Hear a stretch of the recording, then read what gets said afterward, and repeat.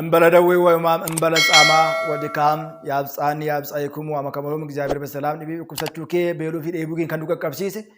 አያና ዱአ ከኡኬቲ ነጋዶ ቀብሲሱ ከበጀሞታ ፊ ጃለተሞታ ማቲ ወን ዋቀዮን ከንጃለተን ዋቀዮ እስኒን ከንጃለቱ ወንዱምት ኬሰን አከም ጅርቱ አከም ዮና ጌሰን አከሚን ቱርተኒ ጉያሃራን ከንዱ ገይ ዋቅኒ ኬኛ ገለኒ ፊ ኡልፍኒ ቴሶ ኢሳ አርያ መረቲ ሳፋታኡ ቶርቤ ዱኩቢ ኬሳ ጉያን ጃፋን ቅዳሜ ሹር yookiin immoo ቅዳሜ shaaramte jedhameetu himama maal jechuudha kan jedhu waliin ilaaluun dirqama hunda keenya ta'a guyyaanii kamuu danda'a yookiin immoo guyyaan shaaramuu danda'a jedhameetu ilaalamaa guyyaa kana maal jedhama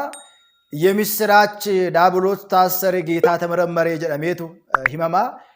ምስራቸው ዳብሎስ ንሂደሜ ጎፍታኒ ቆረተሜ jedhamee guyyaa itti himamu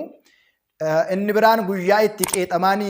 luboonni nuu firanidha inni kunis fakkeenya mataa isaa ta'e ni qaba egaa akkuma beekamu qeexamaan nageenyadha nageenyi biyya lafaaf ta'uu isaa waaqayyo fannoo irra oolee addunyaa kana fayyisuu isaa kan itti himamudha mee hunda dursa qidaam shuurii qidaamee su'uur jedhamee kan himamu maaliifidha isa jedhu ilaaluun barbaachisaadha egaa guyyaan kun guyyoota warra kaanirraati guyyaa adda taatedha qidaam shuuriin maaliif jennee gaafa ilaallu Qidameen kamiyyuu sooma haa ta'uyyuu malee ganama cireen ni nyaatama ganama bunni shaayiin ni dhugama guyyaa soomii kana keessayyuu maaliif yoo jenne sanbataaf qidamee nyaanni hin soomamu waan bu'aa aannanii fi bu'aa soomii warra ta'an warreen akka killee bu'aa foon kana aannan malee guyyaa qidamee fi sanbata duraa fi dilbata nyaanni ganama mana amantaa deemnee qaddasiisnee gaafa gallu ciree keenya nyaanna akka wixataa hanga jimaataatti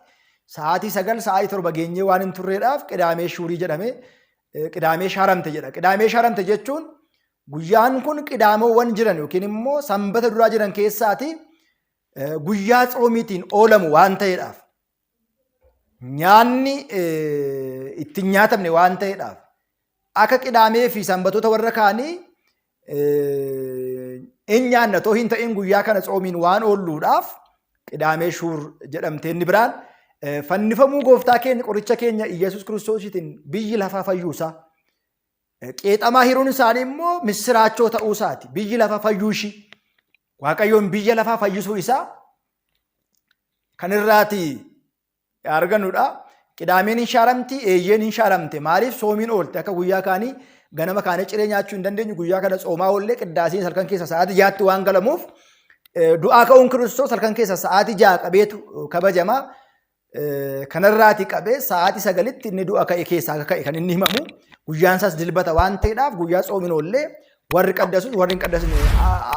filootii jedhama kiristaanonni jimaata galgala nyaatanii qidaamee oolanii sanbata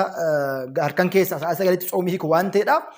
kanarraati kan ka'eedha guyyaan kun qidaamee shuurii kan jedhame